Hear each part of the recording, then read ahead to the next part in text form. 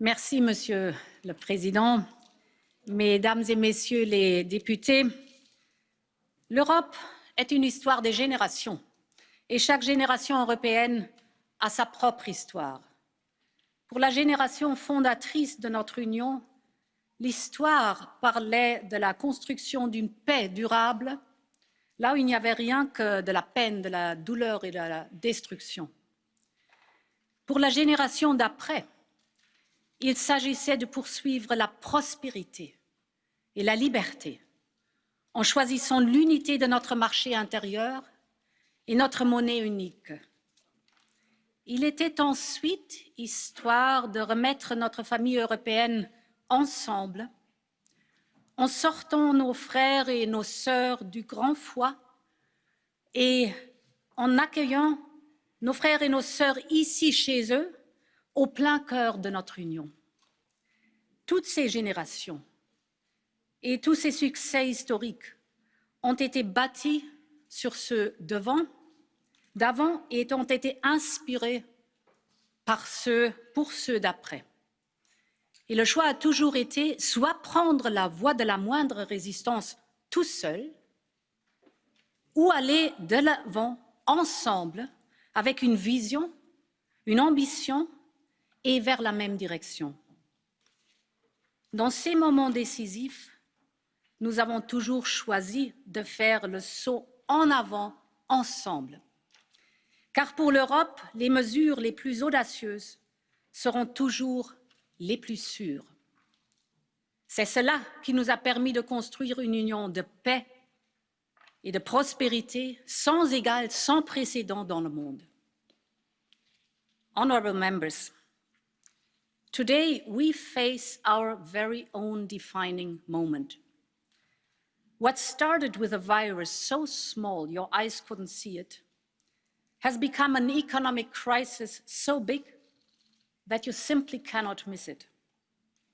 Our unique model, built over 70 years, is being challenged like never before in our lifetime or in our union's history.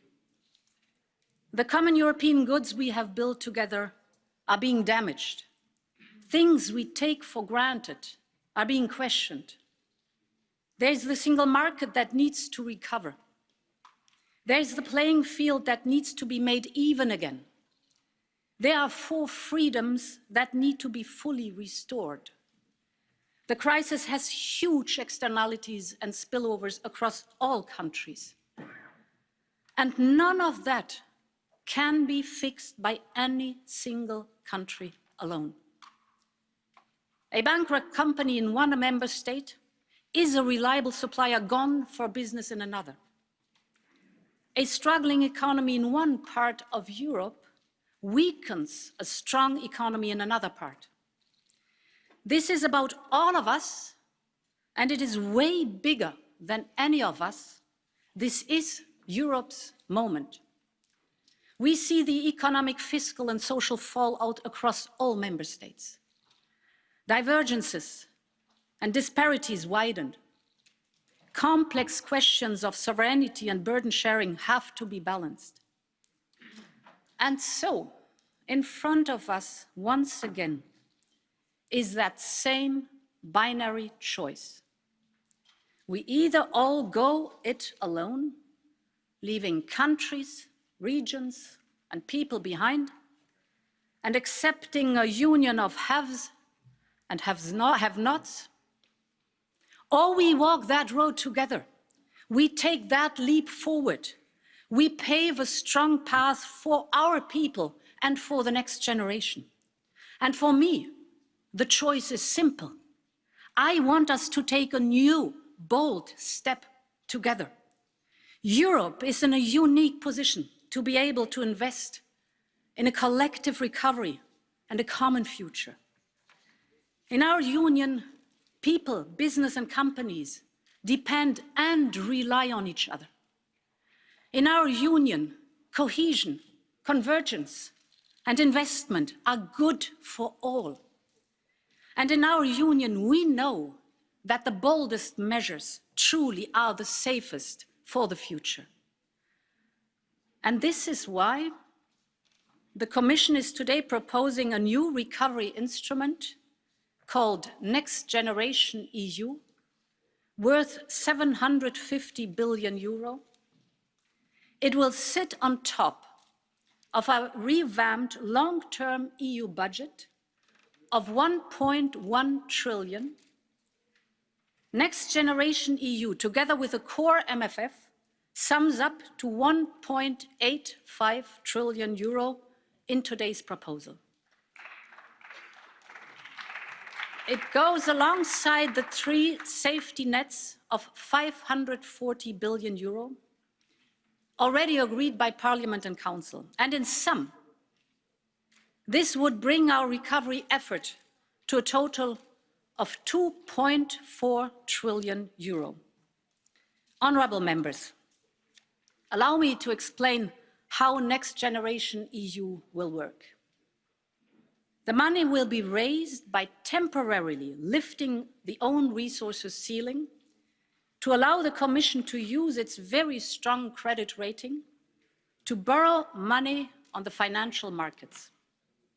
This is an urgent and exceptional necessity for an urgent and exceptional crisis.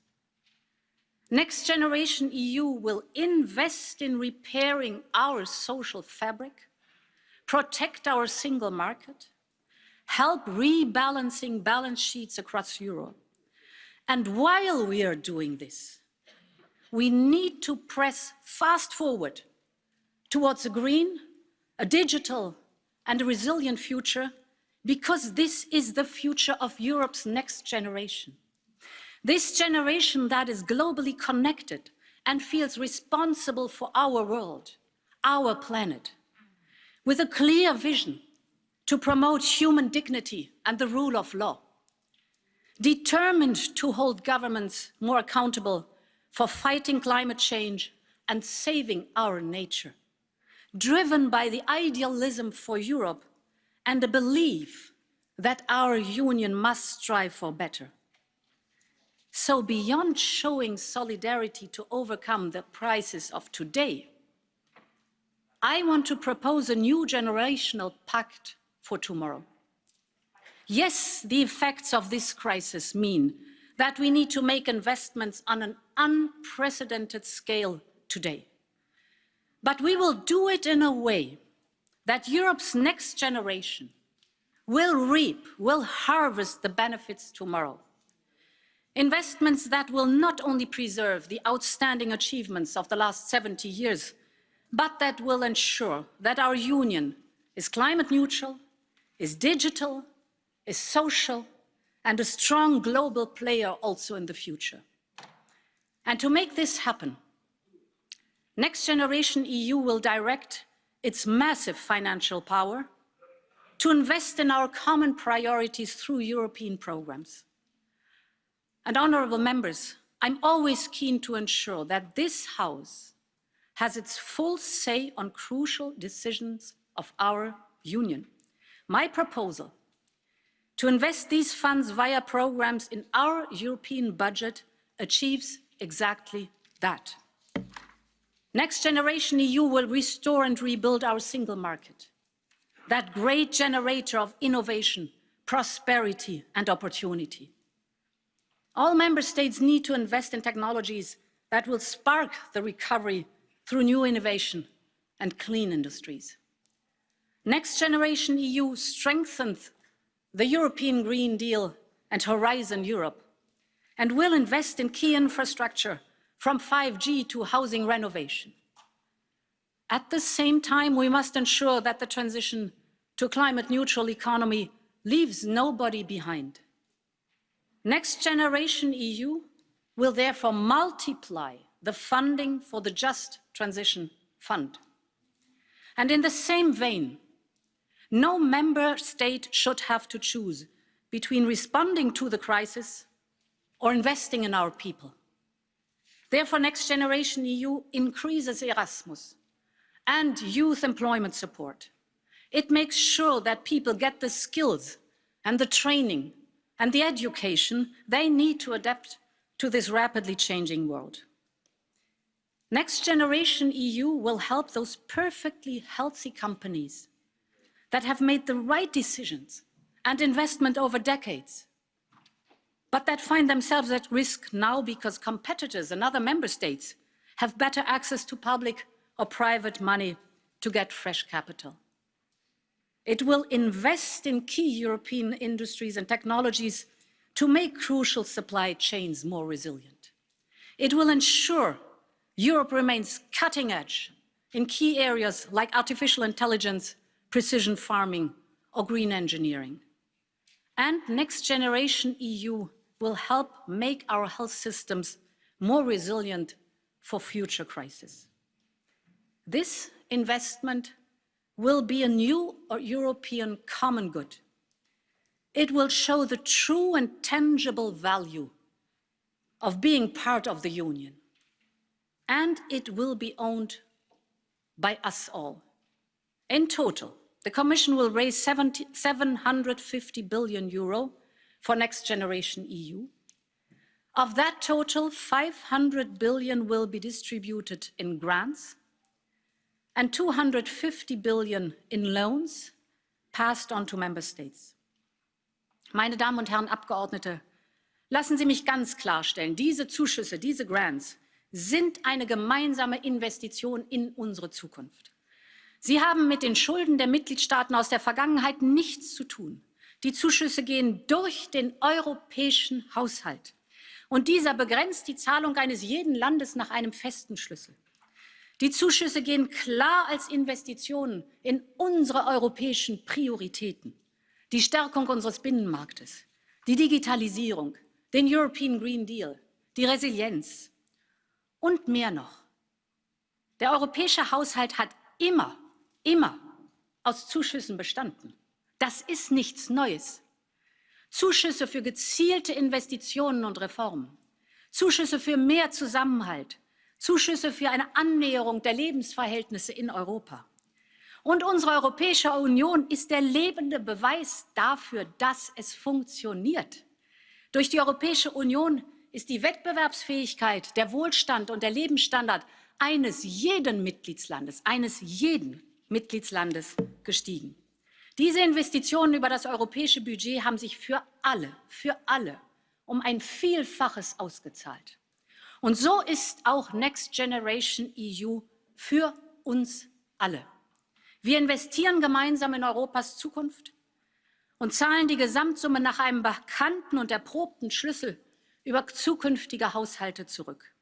Und zusätzlich wird die Kommission dazu eine Reihe neuer eigener Einnahmequellen vorschlagen. Diese könnten zum Beispiel auf dem geplanten Ausbau des Emissionshandels basieren oder auf einer CO2-Grenzsteuer, die als Ausgleichsmechanismus gegen den Import billiger, klimaschädlicher Produkte aus dem Ausland fungiert. Oder auf einer neuen Digitalsteuer, damit dort, wo Milliardengewinne gemacht werden, auch ein Beitrag zum Gemeinwohl erfolgt. Und hier müssen wir ambitioniert sein, und hier zähle ich auf Ihre volle Unterstützung.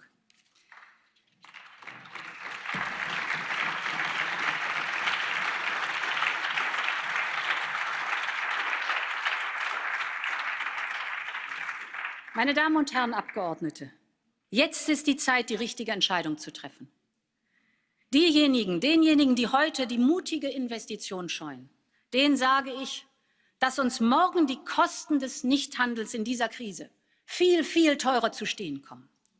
Hier geht es darum, gemeinsam Grundlagen für unsere Zukunft zu legen und zugleich darum, auf eine klar umrissene, unverschuldete, außergewöhnliche Krisensituation angemessen zu reagieren.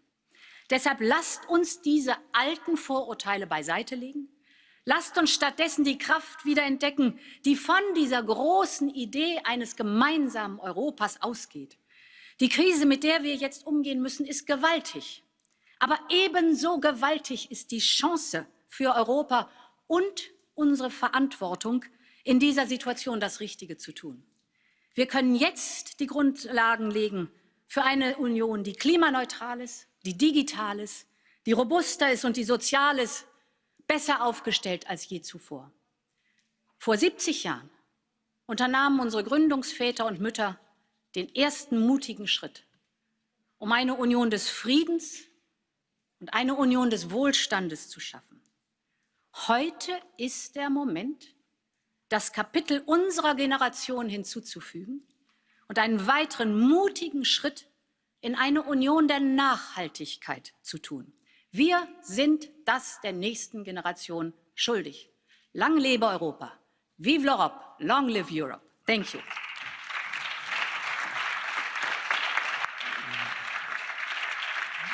Maria, Mesdames, Messieurs, bonjour. Bienvenue à notre conférence de presse sur la proposition Next Generation EU de la Commission européenne. Nous avons le plaisir d'avoir la présidente de la Commission européenne avec nous. Madame la Présidente, vous avez la parole. Bonjour également de ma part. Oui, la crise actuelle représente notre plus grand défi collectif depuis le début de l'Union européenne. C'est d'abord un défi sanitaire. Mais c'est maintenant aussi un défi économique et social sans précédent. Autant que l'ampleur du choc économique, c'est son impact très différent dans un pays à un autre et d'un secteur à un autre qui la rend si difficile à maîtriser. La pandémie est la cause de la crise, mais l'ampleur de la crise est liée à de nombreux facteurs, en particulier la structure de l'interdépendance de nos économies. Ce ne sont pas seulement les pays durement touchés par le virus, comme l'Italie, l'Espagne ou la France, qui ont souffert économiquement, mais aussi des pays dépendants du tourisme, des pays avec des marchés de capitaux plus faibles ou des pays dont l'industrie est très dépendante des chaînes de valeur européennes et internationales.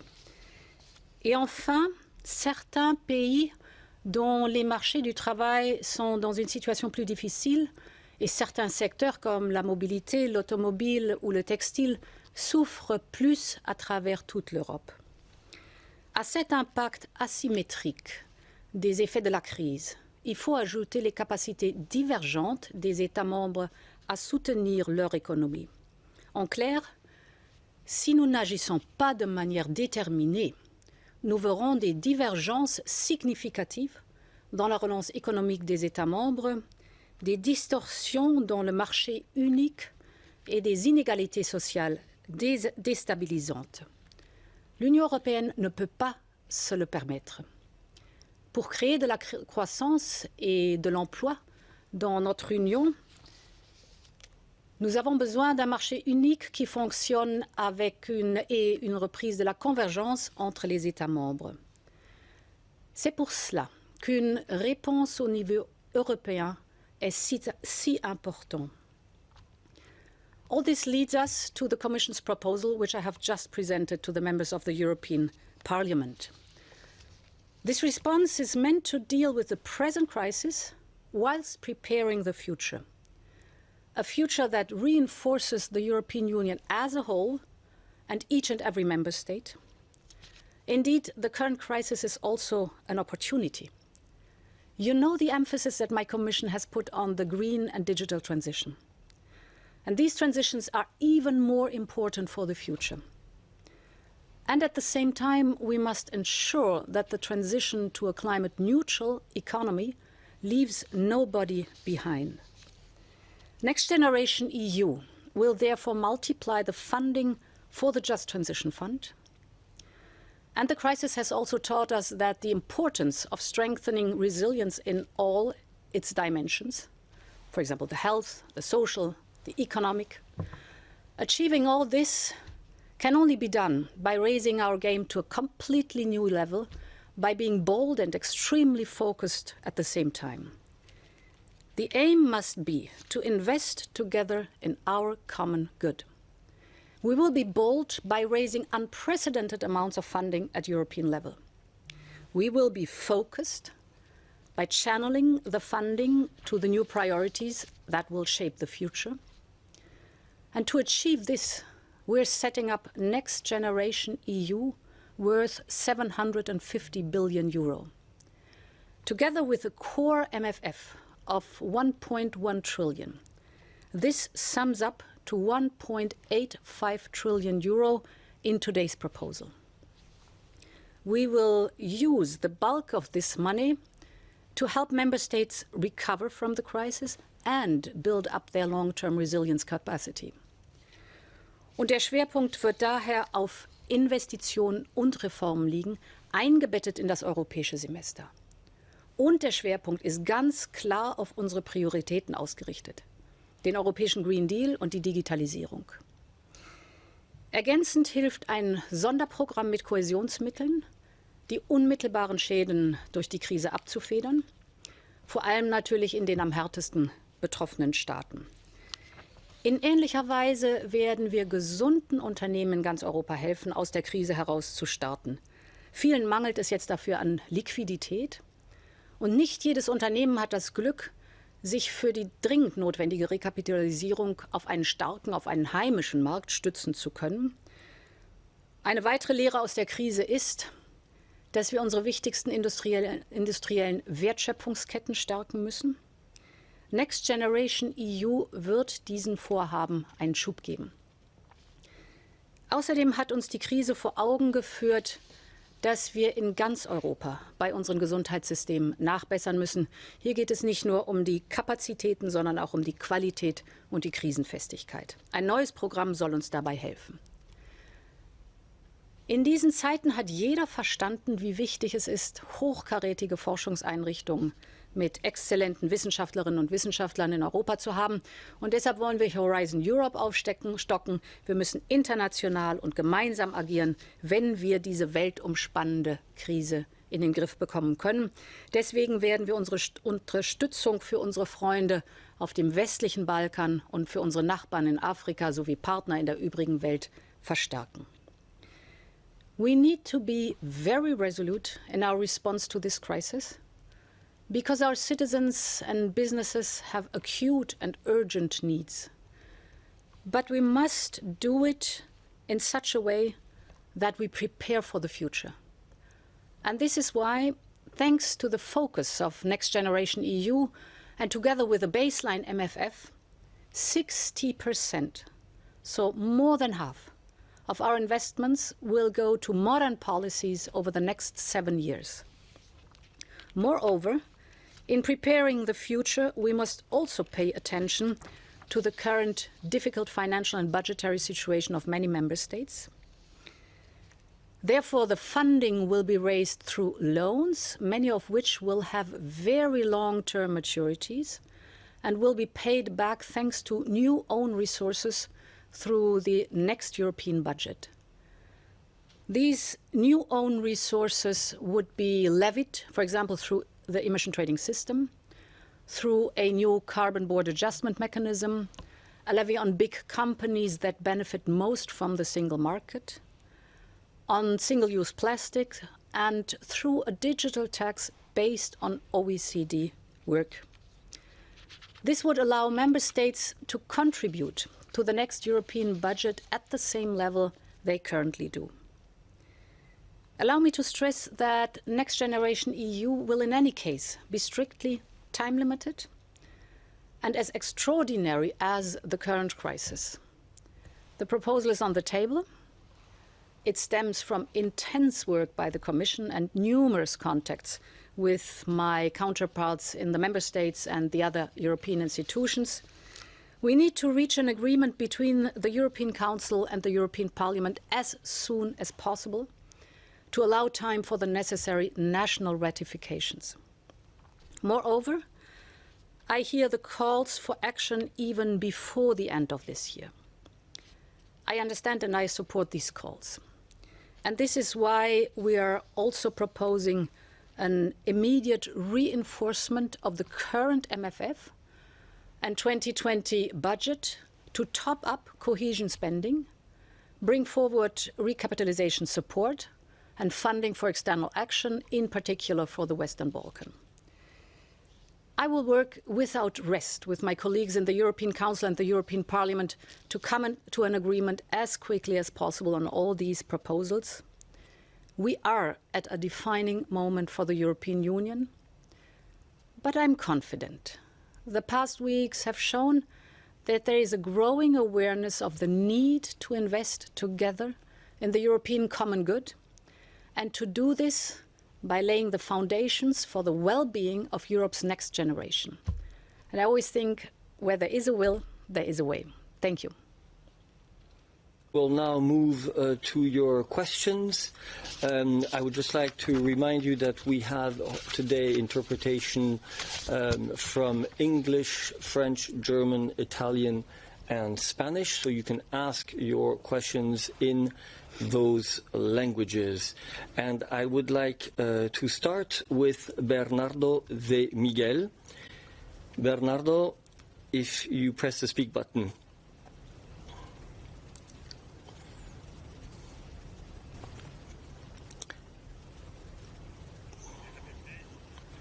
Bernardo, est-ce que tu peux appuyer sur le bouton Speak?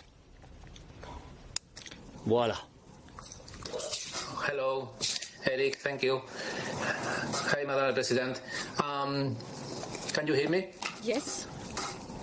Yes. For some countries in the north, this proposal today could be the beginning for a transfer union, and for others in the south is the first step to Eurobonds. What's your assessment? Are they right, any of them, or both are wrong? Thank you. This is a completely new concept and a new step forward. By purpose, we were convinced that the best instrument we can choose to get rid of the old prejudices and the old divisions is the European budget. Because the European budget is in place, it is trusted by everyone, it is very transparent, it has clear rules, and it is filled with programs that have proven their quality over time. And therefore, I think it's for all of us now important to really give it a new start and a new beginning, to step forward with this big endeavor of next generation EU, and I'm confident that we'll make it. I would now like to pass the floor to Lotte Meirhede. Lotte, press speak.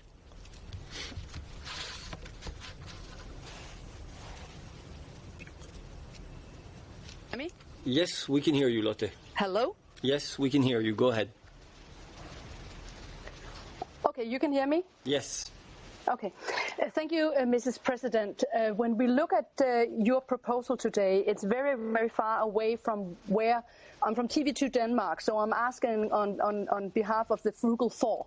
It's very a long way apart from what the Frugal Four wants, both on the size of the budget, but also on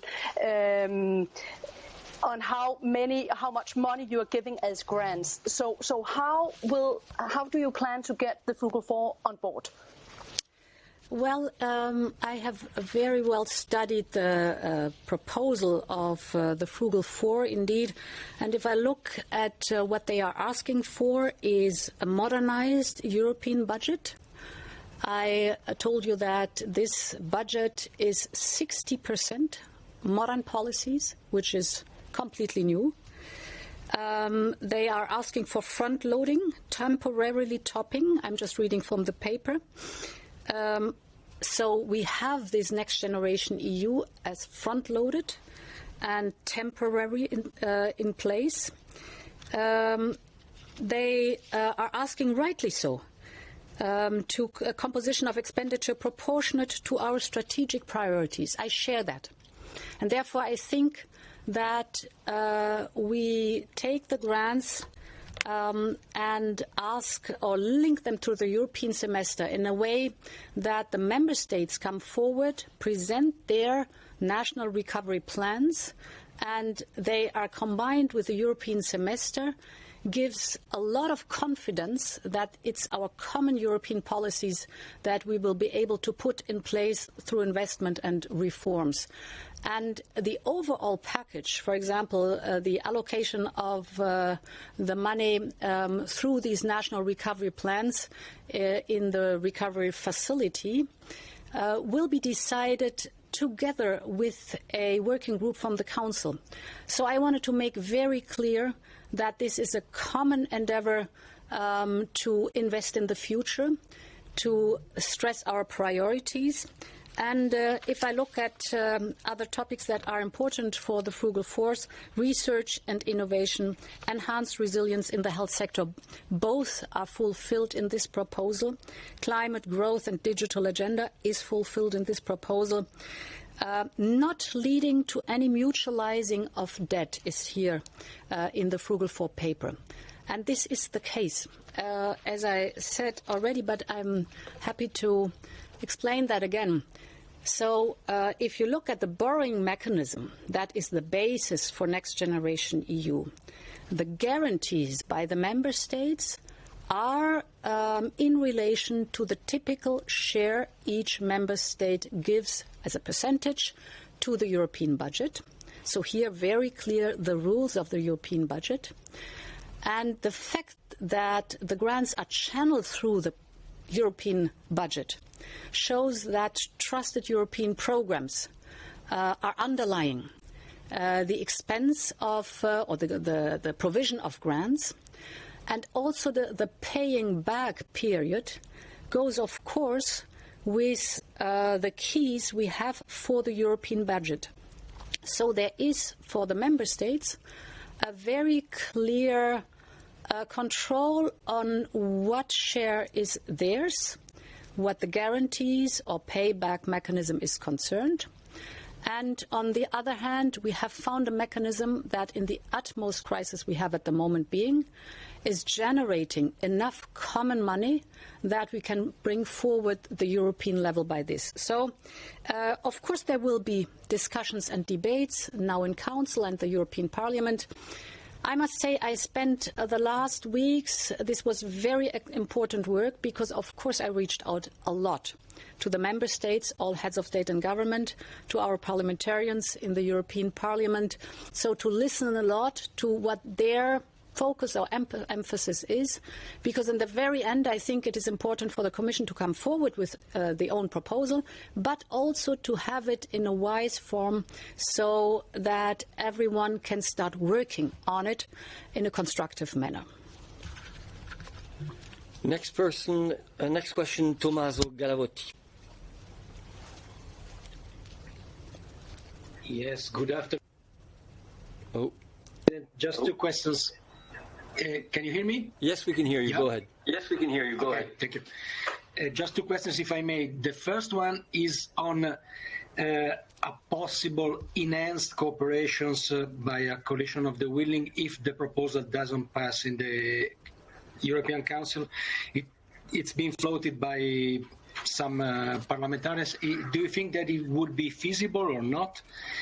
And the second one, it's a technical one, but I apologize, but I have to ask it because it's not clear how much money of the 750 billion euros will go to Italy.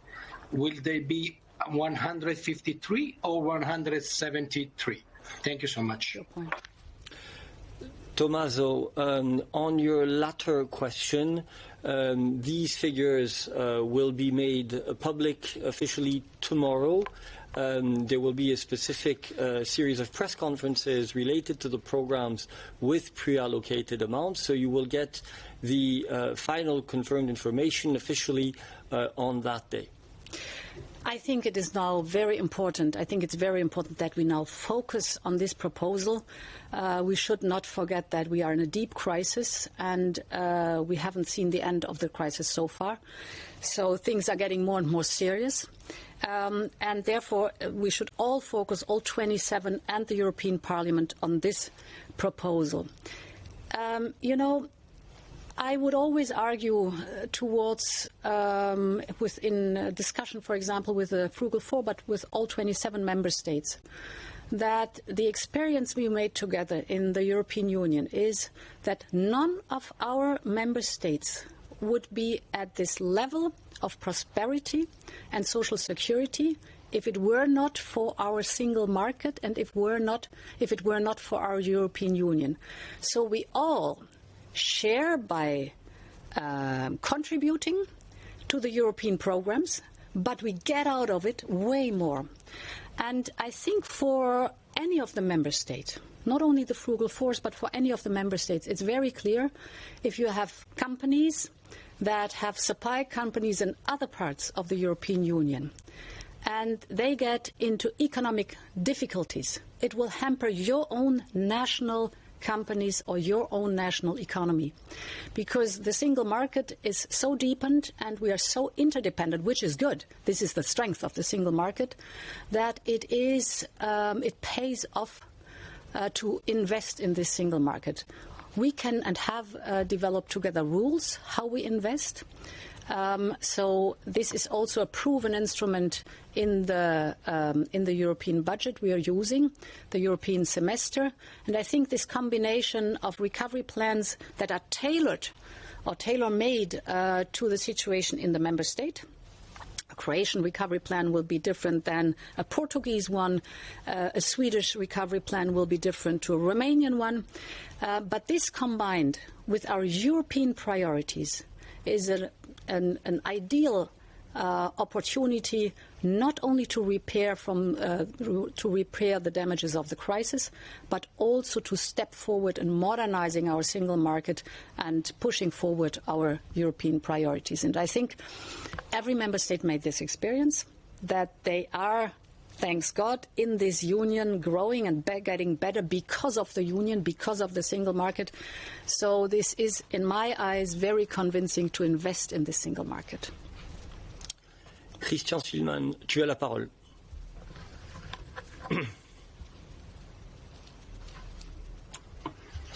Oui, bonjour madame, vous m'entendez? Oui. Nous t'entendons, oui. J'ai deux petites questions. La première, c'est ce plan, ce projet très très ambitieux que vous venez de présenter. Est-ce qu'on peut appeler ça la première pierre d'un trésor européen? Et ma deuxième question, tout est fondé sur les ressources propres. C'est la grande bataille. C'est une bataille qui malheureusement a été perdue lors du sommet de février et elle a été perdue à cause d'un pays, l'Allemagne, qui s'est opposé à ce que effectivement une partie des ressources tirées de l'ETS soit mise à disposition de ses partenaires. Alors, je vous avais posé la question en février, vous aviez éludé en disant effectivement c'est une décision qui revient des États membres. Vous avez beaucoup consulté avant de proposer votre nouveau paquet. Je voudrais savoir si aujourd'hui on a des chances que le grand pays qu'est l'Allemagne va accepter ces ressources propres et donner le coup de fouet nécessaire pour que votre plan puisse passer la rampe. Merci. Merci pour la première part de votre question. Si j'ai bien compris, si je suis d'accord d'appeler ça un trésor européen, j'aime ça bien, parce que ça veut aussi dire, un trésor européen, que c'est quelque chose de très précieux qu'on fait ici. Et il y a beaucoup de responsabilités qu'on prend ici. Parce que je suis convaincue qu'il faut maintenant agir dans la crise, mais parce que nous investissons beaucoup d'argent maintenant, il est important pour nos enfants de l'investir dans des thèmes qui ne devaient pas être un problème pour nos enfants dans le futur. Par exemple, le changement climatique ou la numérique. Et c'est pour ça, l'image d'un trésor européen, j'aime bien ça. The new own resources. Indeed, the situation has changed. It is up to the member states to discuss and to decide. But we see now that we all understand that the crisis is so huge that we have to take unusual steps to overcome the crisis and to get out stronger from the crisis. This is raising money at the market. And the idea behind the own new resources is twofold. Once, these are own new resources that do not tax the individual, but are promoting our main priorities and are going into a political field that is important for us. For example, the digital tax that says if you are making a lot of profit in the European market, which is fine, you should also contribute to our not only market but our social security system by paying taxes. This is one part. The emission trading system here, indeed, there will certainly be discussions. I want to make clear that we're not talking about revenues from the emission trading systems that are already in place, but we're talking about potential future revenues, for example, with the maritime or aviation sector. So additional ETS resources that could be used to ease the repayment of next generation EU. And therefore, it's a completely new situation to decide for the member states how to move forward. That we have to pay back what we raise now at the market is obvious. And therefore, I think to introduce new own resources, is the right and wise step forward, also to clarify the situation for the future. President, I think we've had a poetic moment during the press conference. I think that what Christian Spielmann meant by trésor is actually the treasury function of a member state, which, as you know, manages the fund, raises funds and actually then manages them. We like poetic moments during our press conferences. I think his question was a bit more political than technical. So, would you please, So is this the first step in creating a treasury function as those that exist in the member states? That is to say, an institution that permanently borrows money on the markets and allocates it. Alors, merci pour cette question avec le moment poétique. Je vais répondre. This is language barrier. Un trésor. But I'll answer to your question. Here the answer is no, because we have to be very clear. This is one-off, and it is exceptional. So and therefore the answer is clear in the way you wanted to ask me. Thank you, President. We now move to David Herschenhorn from Politico.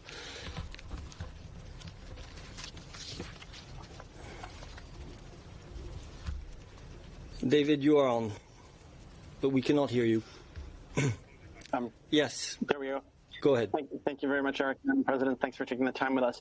I wonder if you could talk to us, given the speed that you've said is necessary, and given how we know these negotiations can be so difficult with the heads of state and government, are there aspects of this plan that are negotiable? Is there a plan B if it looks like the fundamental disagreement about mutualization of debt? We heard your take on this, but for those governments who feel that their citizens are not ready to borrow a euro that will then be deployed in other member states and be on the hook for paying back any more than is used within their own borders. Is there a plan B? Are there aspects of this that are negotiable to get this done quickly?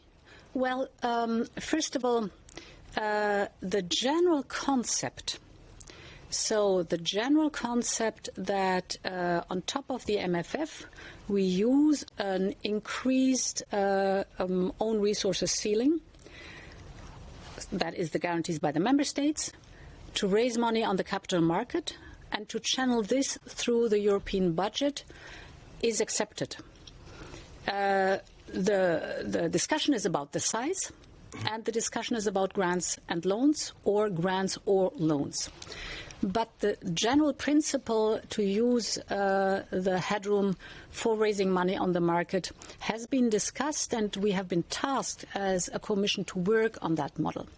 So therefore, I think, especially in this exceptional situation where we really need a clear and strong and united answer to this crisis, this was and is a big step forward. I used, of course, the last weeks that we created by discussing a lot with the European Parliament and the Member States, establishing a very sound legal basis for this construction. So, as I said, the debate goes about the size that is raised at the market, and what is loans, what part is loans, what part is grants, or do we have only grants or only loans? That will have to be discussed, and I think it's positive that we are now starting to work with the solution. It will change in any negotiation, a concept is partly changed. But I'm deeply convinced that is the sound answer we should give. It gives us an MFF, a European budget that is urgently needed, and it gives us an answer to the acute crisis.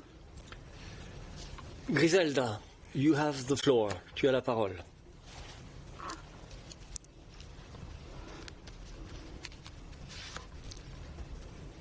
Voilà, nous t'écoutons.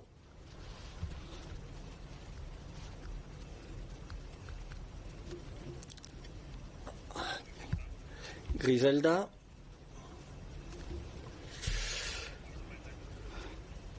Nous ne t'entendons pas malheureusement, Griselda, donc nous allons passer à Tom Weingartner.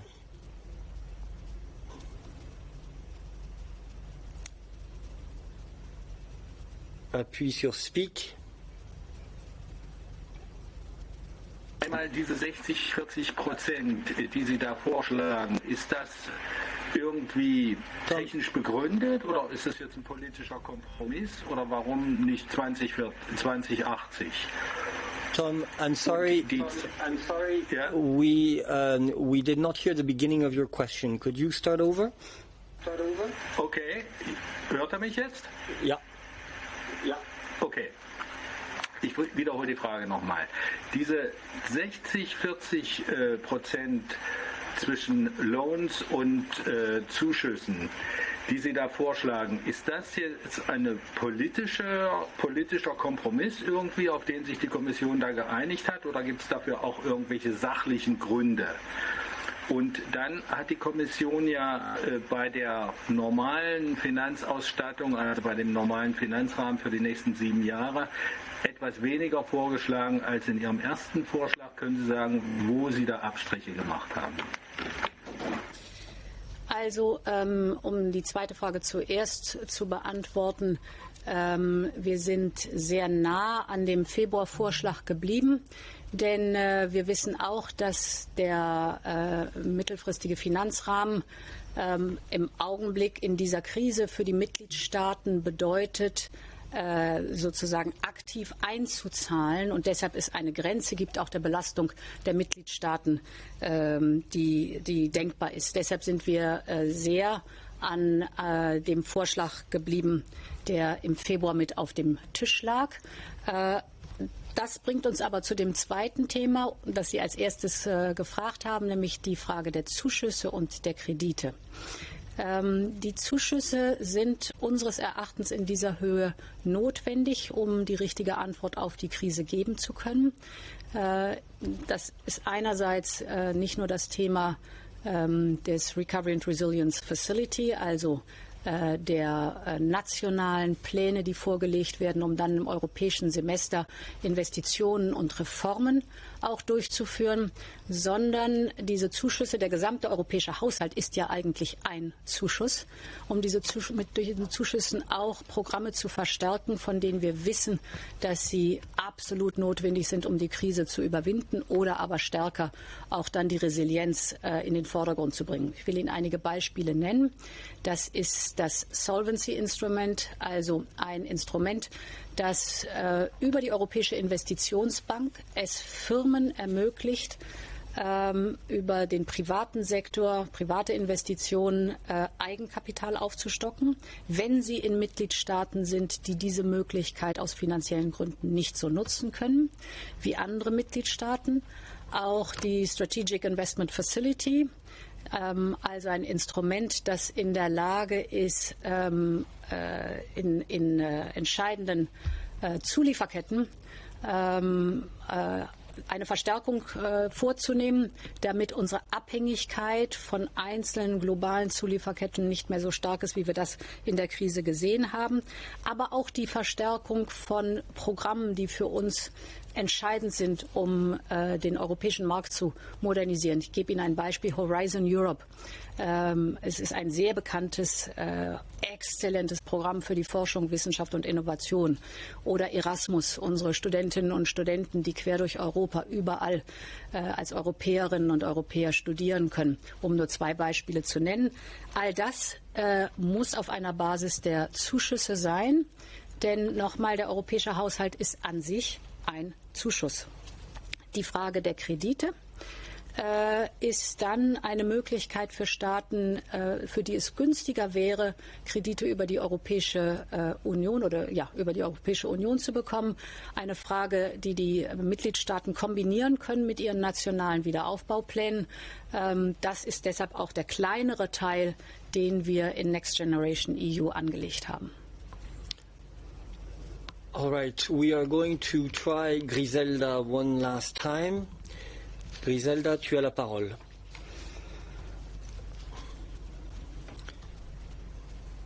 Vas-y.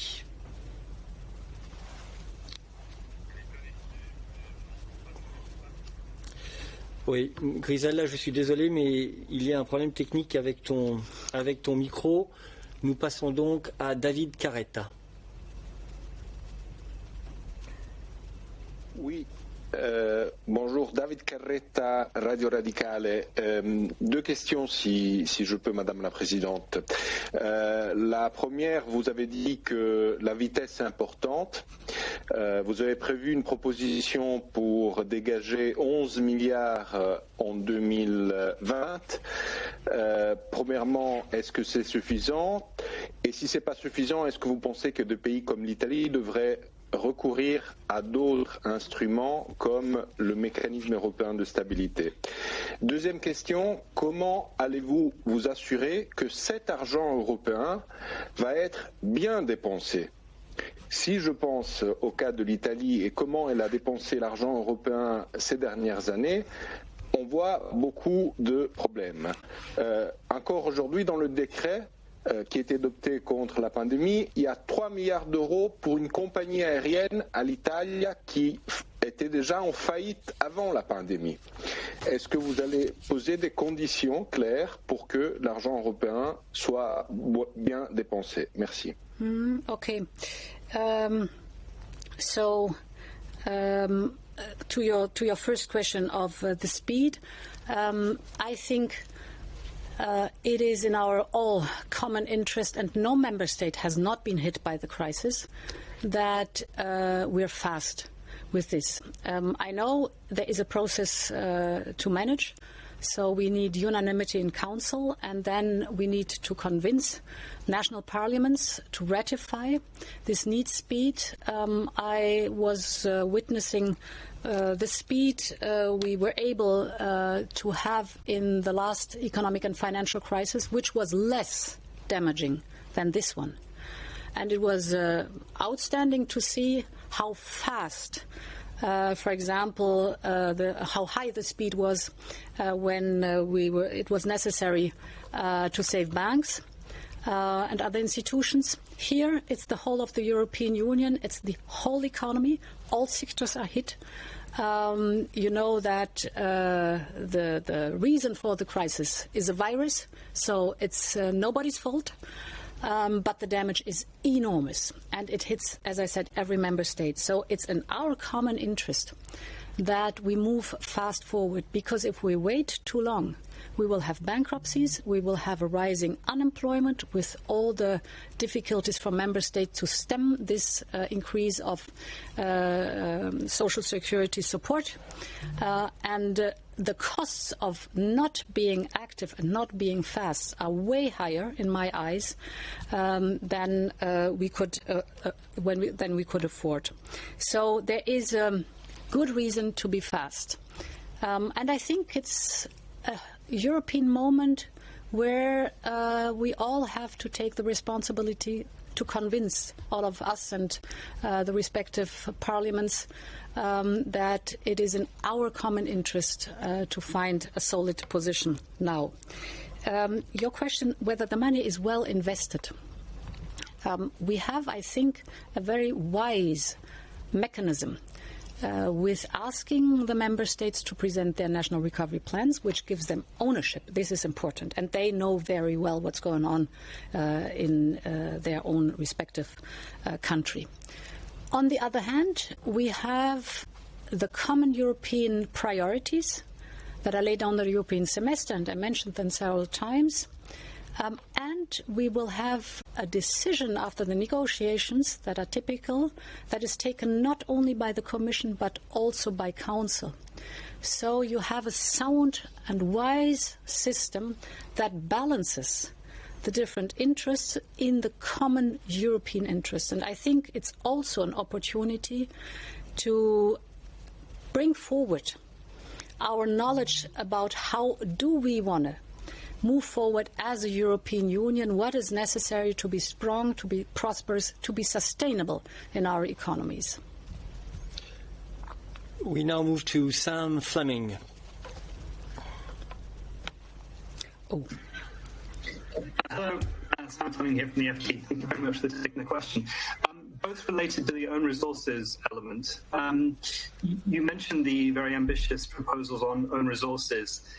What's Plan B if you can't get through all these measures? For example, ETS, carbon border adjustment, etc. What happens if you can't actually get the backing for all this to pay back the borrowing?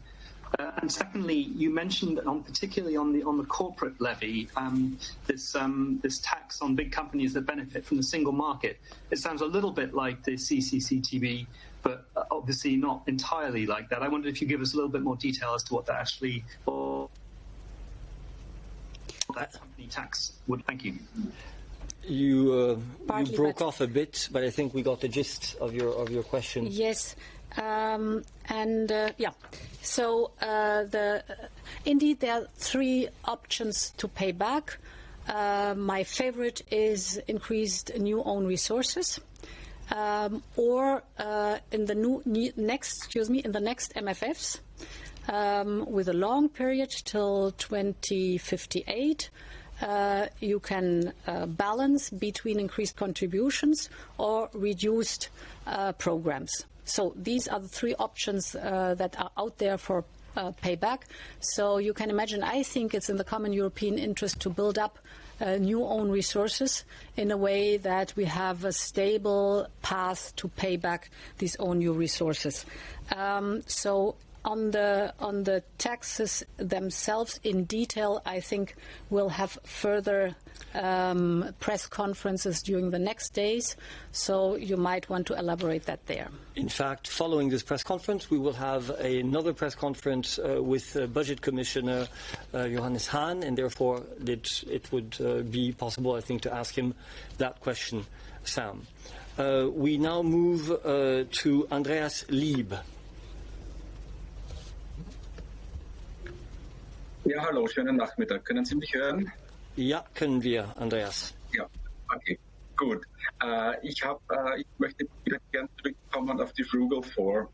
Mich würde interessieren, ob Sie bei der Finalisierung dieses Vorschlags unmittelbar Kontakt mit diesen 4 Ländern hatten und vielleicht auch schon über Signale berichten können, ob die mit diesem Vorschlag nun besser leben können als vorher oder ob sie nach wie vor auf Konfrontationskurs sind.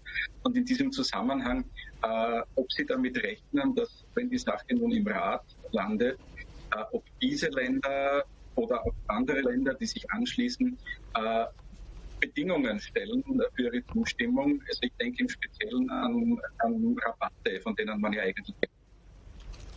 Also, wie Sie das sehen. Danke. Ja. Also ich habe in den letzten 6 Wochen bin ich mit permanentem Kontakt mit allen Staats- und Regierungschefs gewesen, selbstverständlich auch mit den Frugal Four und das mehrfach. Denn das war ein intensiver, wichtiger Prozess, der uns meines Erachtens hinten raus auch enorm Zeit spart. Denn es ging natürlich nicht nur um die Fragen, die jetzt klar heute auch im Vordergrund stehen, sondern, wie ich ursprünglich schon sagte, es war sehr, sehr wichtig, eine ganz solide rechtliche Basis herzustellen, über das Grundkonzept Einigkeit herzustellen, also auch ein Verständnis, wie das funktionieren soll. Und ich habe sehr viel Zeit und sehr viel Gespräche auch darauf verwandt, zu diskutieren, wie wir zum Schluss die Programme anlegen, das ist ja das Wichtigste, wie wir das Geld ausgeben, so dass es gezielt investiert in die Zukunft, auf einem guten Weg auch dann die Ausgabeseite ist. Insofern habe ich bis ganz zum Schluss immer wieder mit allen Staats- und Regierungschefs und auch mit den Frugal Four darüber gesprochen.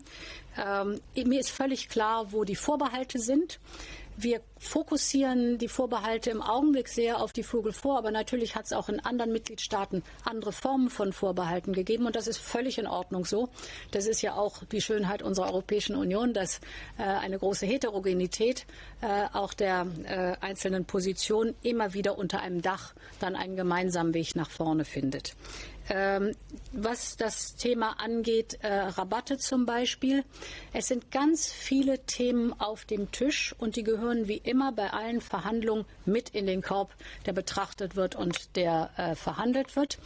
Also ist es eine Selbstverständlichkeit, auch dass die Frugal Four zu Recht mit ihren Forderungen auch für die Rabatte kommen, aber mit vielen anderen Forderungen auch. Aber es kommen andere Mitgliedstaaten, die ganz spezifische Vorstellungen haben.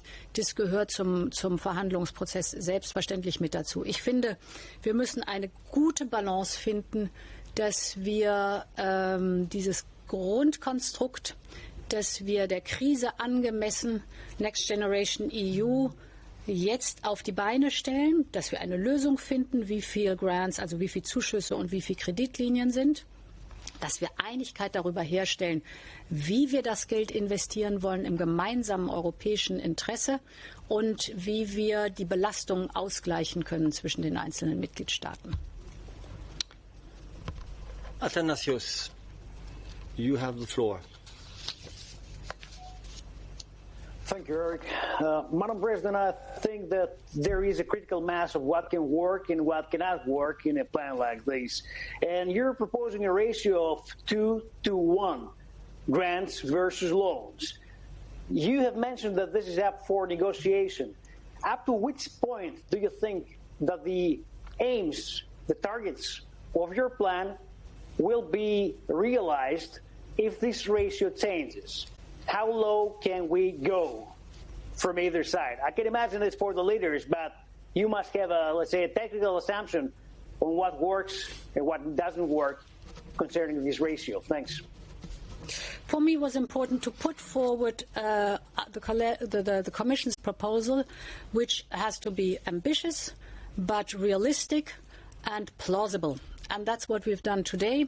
So I'm the wrong person to ask because I am convinced that this is the ratio we should have and this is the amount that is needed.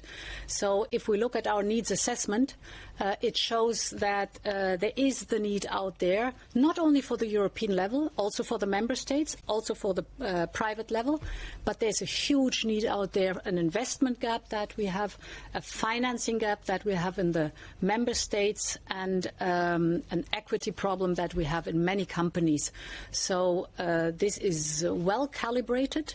We have a sound assessment that was the basis for coming to the solution of 500 grants and 250 loans at the very end, which we saw as our responsibility on the European level, including the responsibility of the member states and the private level equally. Thank you. We'll take one last question from Samuel.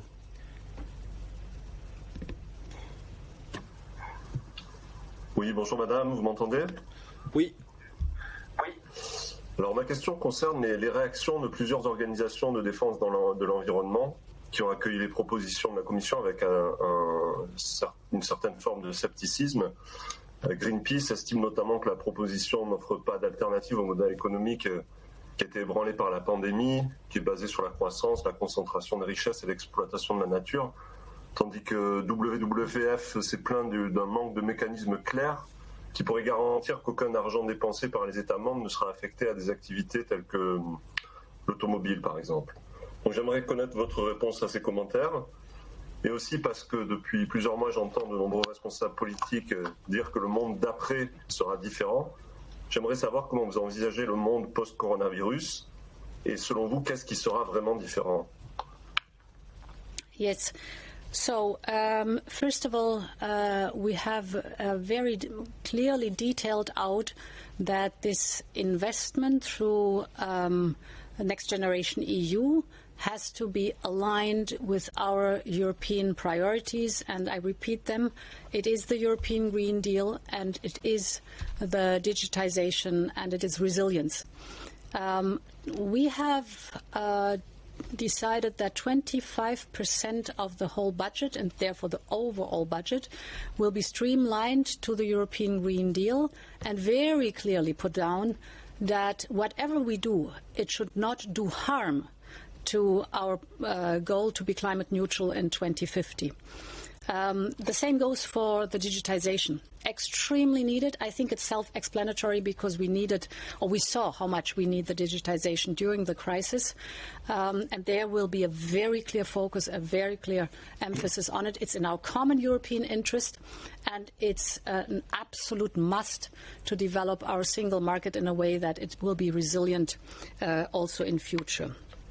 I think that the post-corona world will put way more emphasis on the possibilities the digitization gives us, and will put more emphasis on what I call competitive sustainability, because we've seen how important it is to have a certain level of strategic autonomy without renouncing to global trade, which is enormously important. We're an open society and we're an open economy, but we will be more mindful with the supply chains and the use of material than we were before Corona.